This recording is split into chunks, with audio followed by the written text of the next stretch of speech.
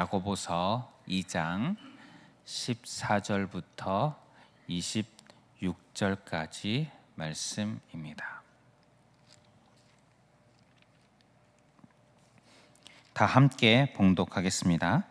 내 형제들아, 만일 사람이 믿음이 있노라 하고 행함이 없으면 무슨 유익이 있으리요? 그 믿음이 능히 자기를 구원하겠느냐? 만일 형제나 자매가 헐벗고 일용할 양식이 없는데 너희 중에 누구든지 그에게 이르되 평안히 가라, 덥게 하라, 배부르게 하라 하며 그 몸에 쓸 것을 주지 아니하면 무슨 유익이 있으리요? 이와 같이 행함이 없는 믿음은 그 자체가 죽은 것이라. 어떤 사람은 말하기를 너는 믿음이 있고 나는 행함이 있으니 행함이 없는 내 믿음을 내게 보이라. 나는 행함으로 내 믿음을 내게 보이리라 하리라. 내가 하나님은 한 분이신 줄을 믿느냐? 잘하는도다. 귀신들도 믿고 떠느니라. 아, 허탄한 사람아, 행함이 없는 믿음이 헛것인 줄을 알고자 하느냐? 우리 조상 아브라함이 그 아들 이삭을 제단에 바칠 때에 행함으로 의롭다 하심을 받은 것이 아니냐? 내가 보거니와 믿음이 그의 행함과 함께 일하고 행함으로 믿음이 온전하게 되었느니라. 이에 성경에 이른 바 아브라함이 하나님을 믿으니 이것을 의로 여기셨다는 말씀이 이루어졌고 그는 하나님의 벗이라 칭함을 받았나니, 이로 보건대 사람이 행함으로 의롭다 하심을 받고 믿음으로만은 아니니라. 또 이와 같이 기생 라합이 사자들을 접대하여 다른 길로 나가게 할 때에 행함으로 의롭다 하심을 받은 것이 아니냐? 영혼 없는 몸이 죽은 것 같이 행함이 없는 믿음은 죽은 것이니라. 아멘. 오늘 말씀의 14절은 이렇게 말씀합니다. 내 형제들아, 만일 사람이 믿음이 있노라 하고 행함이 없으면 무슨 유익이 있으리요? 즉, 그 믿음이 유익이 없다. 무슨 유익이 있으리요? 유익이 없다라는 말입니다. 그리고 그 믿음이 능히 자기를 구원하겠느냐? 구원하지 못한다는 말입니다. 구원하지 못하는 믿음이라면 진짜 믿음이 아니겠지요. 그래서 17절에 이와 같이 행함이 없는 믿음은 그 자체가 죽은 것이라. 우리가 잘 알다시피 로마서에 나오는 오직 믿음으로 구원을 받는다는 진리는 구원의 조건에 대한 말씀입니다. 행위는 구원의 조건 또는 구원을 이루기 위한 어떤 공로가 아닙니다. 오직 예수 그리스도를 믿는 믿음만이, 예수 그리스도의 그 십자가에 그 피를 흘리신 그 공로만이 우리의 구원의 조건입니다. 오늘 말씀하고 있는 이 부분은 구원의 결과 또는 구원받은 자의 열매를 말하고 있는 것입니다. 오직 믿음으로 구원을 받았다면, 진짜로 구원을 받았다면 그에 합당한 열매로서의 어떤 행함이 맺히는 것이 당연하다, 맺히게 될 수밖에 없다라는 것입니다. 포도나무에는 포도 열매가 맺힌다는 것입니다. 지금 말하고 있는 그 행함, 열매로서의 그 행함을 15절, 16절은 형제나 자매가 헐벗고 일용할 양식이 없을 때 유용한 것을 주는 것, 대표적인 그런 경우를 이야기하고 있습니다. 그리스도인이라면 누구나 알고 있는 하나님께서 기뻐하시는 일, 하나님께서 원하시는 일, 또 예수님이라면 당연히 지나치지 않으실 만한 일, 예수님이라면 행했을 일, 예수님을 닮은 그런 성품의 모습, 대표적인 모습입니다. 이러한 행함이 열매로, 진짜 믿음을 가지고 있다면 열매로 나타날 수밖에 없다, 나타나지 않을 수가 없다는 것입니다. 이 말씀은 우리 그리스도인들의 현실적인 의문에 대한 답을 주고 있습니다. 믿는 사람이 왜 삶이 변화되지 않을까요? 믿는다고 하면서 왜 조금씩 예수님을 닮아가지 않을까요? 왜 믿음의 열매가 나타나지 않을까요? 여기서 말하고 있는 예수님을 닮아감, 믿음의 열매 이 부분은 각자 개인의 어떤 성향적인 차이를 말하는 것이 아닙니다. 각자 자신이 가지고 있는 성향이나 자신의 모습이 있지요. 그 자리에서 조금씩 예수님을 닮아가는 과정, 예수님에게까지 조금씩 자라가는 과정이 믿음의 열매인데, 왜 그런 모습이, 믿는다고 하면서 왜 그런 모습이 있지 않을까에 대한 답을 주고 있습니다. 죽은 믿음, 거짓 믿음, 사실은 믿음이 아니었다는 것이죠. 믿는다고 생각을 하고 믿는다고 고백은 하였지만 착각이었을 수 있습니다. 믿는다고 착각했을 수 있습니다.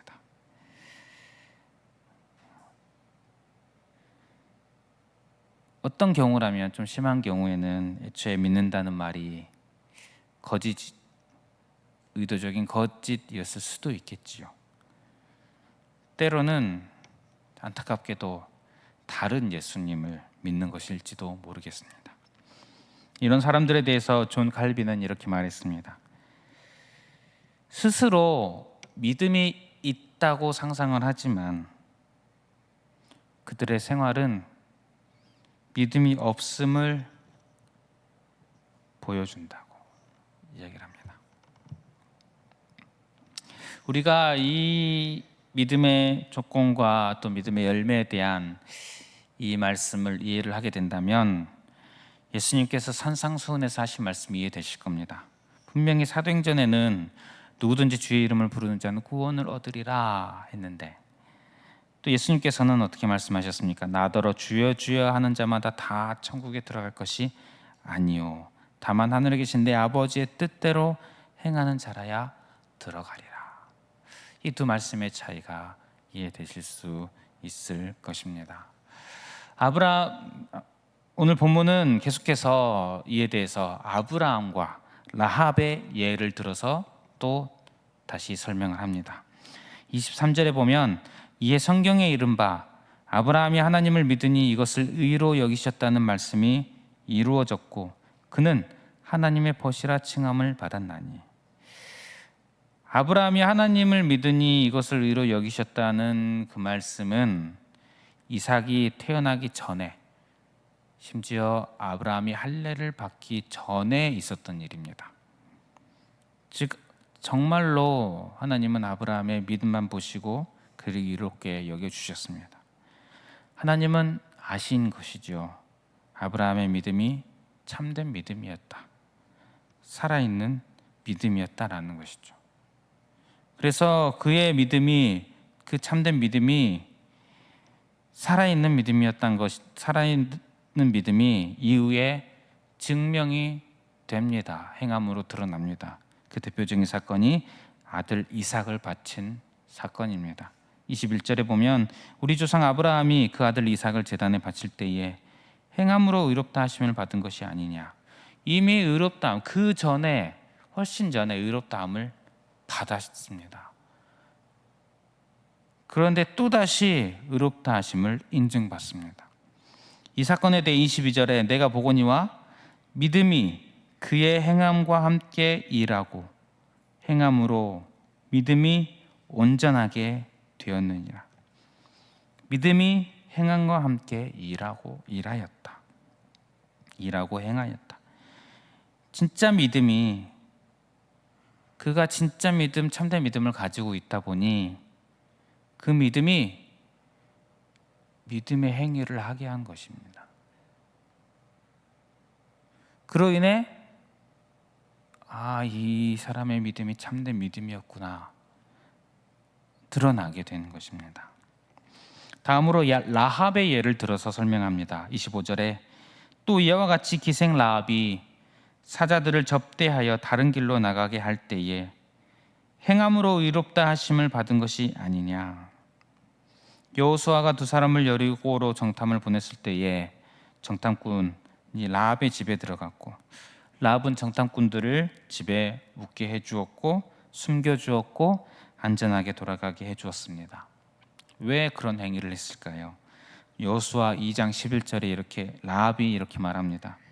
우리가 듣자 곧 마음이 녹았고 너희로 말미암아 사람이 정신을 잃었나니 너희의 하나님 여호와는 위로는 하늘에서도 아래로는 땅에서도 하나님이시라. 여호와가 천하의 유일하신 하나님이시다 라고 라합이 고백을 합니다. 만약 라합이 이렇게 말해놓고는 그 정탐꾼들을 고발을 했다면 그녀는 이 말이 진실된 말이 아니었던 것이지요. 사실은 믿음이 없었던 것이지요. 우리는 라합이 정탐꾼을 도와주는 모습을 보며 그 고백이 진짜였구나, 우리는 비로소 확인을 하게 되는 것입니다. 믿음은, 참된 믿음은 그 믿음의 행함을 하게 하고 그 행함을 봄으로 우리는 참된 믿음이었구나 확인을 하게 되는 것입니다. 오늘 이 내용을 반복해서 이렇게 정리합니다. 17절에 보면 이와 같이 행함이 없는 믿음은 그 자체가 죽은 것이라. 20절에 보면 허탄한 사람아, 행함이 없는 믿음이 헛것인 줄을 알고자 하느냐. 26절에 보면 영혼 없는 몸이 죽은 것 같이 행함이 없는 믿음은 죽은 것이니라. 이렇게 반복해서 죽은 믿음, 헛된 믿음, 죽은 믿음. 그렇다면 이 죽은 믿음의 반대는 종교개혁자 마르틴 루터는 살아있는 믿음이라고 표현하였습니다. 하이델베르크 교리문답에는 참된 믿음이라고 표현을 합니다. 그렇다면 오늘 우리가 이 말씀을 마주한 상황에서 나 자신을 살펴볼 수밖에 없지 않겠습니까? 과연 나는 살아있는 믿음, 참된 믿음을 소유하고 있는가?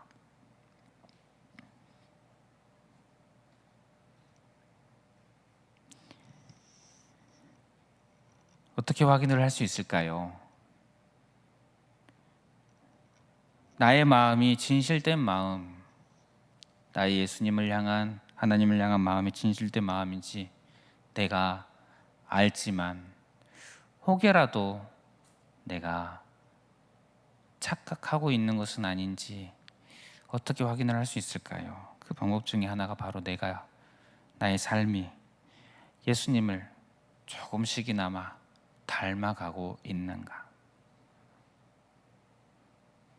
예수님을 닮아가는 여정에 있어서 때로는 한 걸음 앞으로 걸어갔다가 때로는 두 걸음 뒤로 가기도 하는 것 같습니다.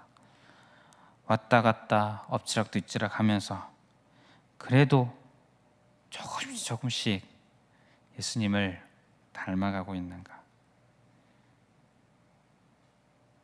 그것을 이렇게도 표현할 수 있을 것 같습니다. 예수님을 닮아가는 것, 예수님께서 기뻐하시는 것, 좋아하시는 것을 나도 조금씩 더 좋아해져 가고 있는가. 예수님 싫어하시는 것을 나도 점점 더 싫어해져 가고 있는가. 이것은 결국 예수님을 사랑하는 자의 모습이지요. 사랑한다면 이렇게 되지 않습니까? 나의 믿음은 과연 어떤 모습으로 드러나고 있습니까? 어떤 모습으로 드러나고 있습니까? 이 말씀을 마주한 우리는 한 번쯤, 또 한 번씩 종종 진지하게 나의 믿음을 돌아볼 필요가 있을 것 같습니다. 이런 돌아보는 과정을 통해서 주께서 나에게 참 믿음을 주셨구나, 믿음을 가질 수 없는 나에게 살아있는 믿음, 참된 믿음을 주셨구나, 감사의 경험을 하실 수 있는 그런 저와 여러분들 되시기를 바랍니다. 바라옵기는 여러분의 믿음이, 살아있는 믿음이 조금 더 예수님을 닮은 모습으로 삶 가운데 드러나는 그런 은혜가 있으시기를 축복합니다. 합니다. 기도 제목, 기도 말씀을 기억하면서 기도할 때에 살아있는 믿음의 성도 되게 하소서, 이렇게 기도했으면 좋겠습니다. 또 주어진 기도 제목들 가지고 기도하시고 개인의 기도 제목으로 기도하겠습니다.